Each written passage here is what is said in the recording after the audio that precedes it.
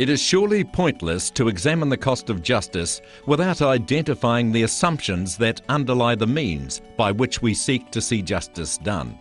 On the premise that the current litigation paradigm strives to achieve perfect justice, we point to and investigate difficulties with some of the assumptions that appear to underpin that paradigm.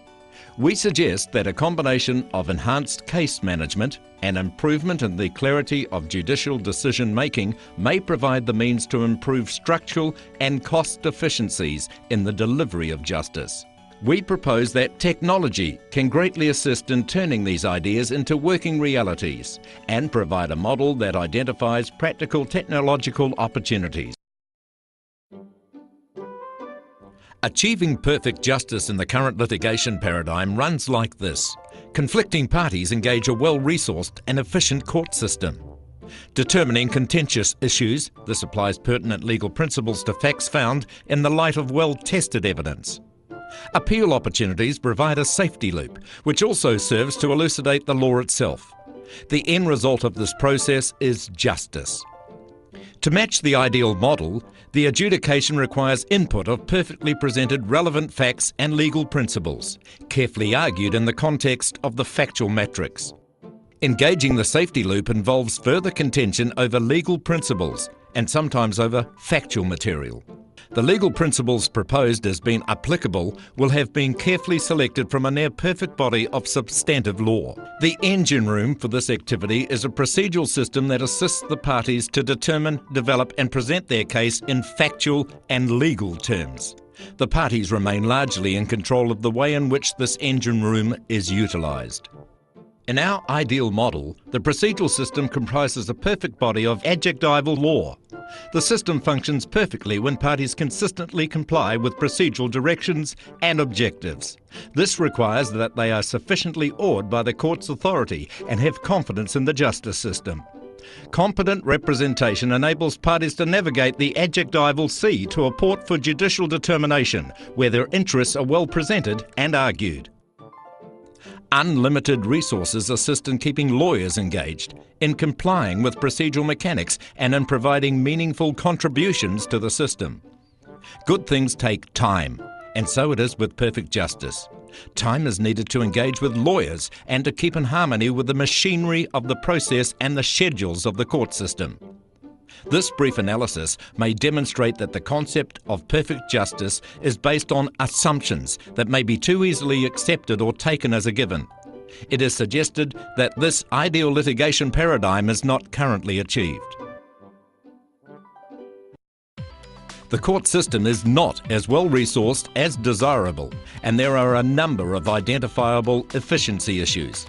Rigorous pursuit of perfect justice at appellate levels can arguably frustrate the efforts of first-instance courts to efficiently pursue stricter adherence to procedural objectives. The current all-encompassing executive approach to court management was introduced in 2003 with little robust debate about its imperatives and limitations. There is a clear lack of solid research into the advantages and drawbacks of that model from constitutional, practical and managerial perspectives. The unavoidable question is, who is in charge of delivering accessible justice and who should be? That parties do not have unlimited resources and time need not be emphasised. Injustices arising from marked resource differences amongst and between parties must always be kept in mind. And what the justice system sometimes appears to forget are the effects that time tied up in litigation has on parties in commercial, financial and even emotional senses. The attitude of parties to the litigation process is often deeply at variance with the precepts envisaged in the ideal justice model. Litigants can be illogical or vengeful. They may operate from a lack of perspective that can border on the downright obsessive. Respect for the court and its authorities is in decline, and as the Law Commission observed in its 2004 report, confidence in the justice system is not as one would wish. Compliance with procedural directions and objectives is not just determined by parties' respect for the court system and the available time and resources. Deliberate or negligent non-compliance may well be a litigation strategy, one that unfortunately remains difficult to counter. An important assumption is the availability of competent advice and advocacy. Clear incompetence may not be widespread, but overzealousness, sloppiness, a fixation with process, and the associated time-costing issues all detract from the efficiency and effectiveness of the litigation process. It can be too easily abused by the greedy, and we will never have perfect procedural law because law is ever evolving. As experience shows, there will be changes in the form of new variations on old remedies, changes in consequence of implementation of policy-driven objectives, and sometimes, it seems, changes simply for the sake of change. Nevertheless, striving for procedural perfection and true harmony with the needs of substantive law must continue. Obviously enough, we will never have perfect substantive law either, if only because justice is somewhat in the eye of the beholder. Different conclusions can be equally just if, and so long as, the process of reaching them is judged fair. Substantive law could never be static unless society itself was to become so, and that will never be. We ought to perhaps focus on simply doing things better and more efficiently rather than being obsessed with an outcome possessing the holy grail characteristics of perfect justice. The assumption of correct determination of legal issues brings us to the issue of judicial clarity. Well-structured and clear judgments, one remembers those of Justice Fisher, often ending with a bullet point summary of conclusions and refinement of principles, are extremely helpful for lawyers and lower court judges alike.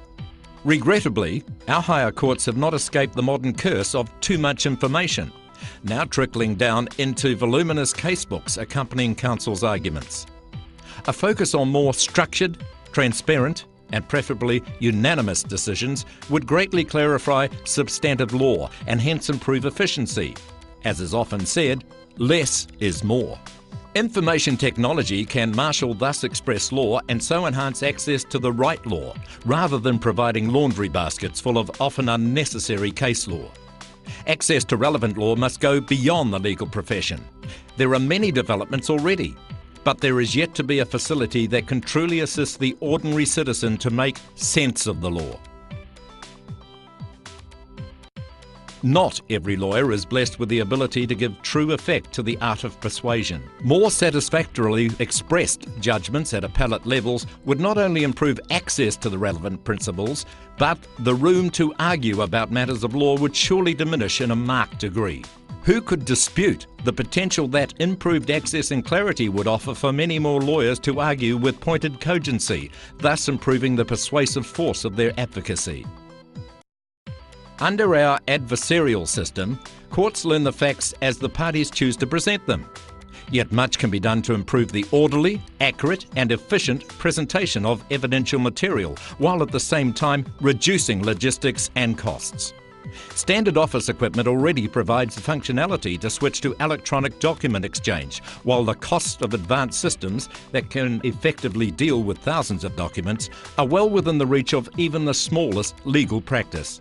Connecting briefs and argument with relevant documents can be simply automated and in turn linked to the court record, which itself could be improved and extended by using readily available technology. The procedural system is the engine room of the judicial vessel, which would have no propulsion without it. Unsurprisingly, therefore, revisions of the law of procedure, in order to enhance access to justice, typically include firmer case management, front-loading, and the use of ADR. What is often overlooked is that the second word of the term case management is actually the most important.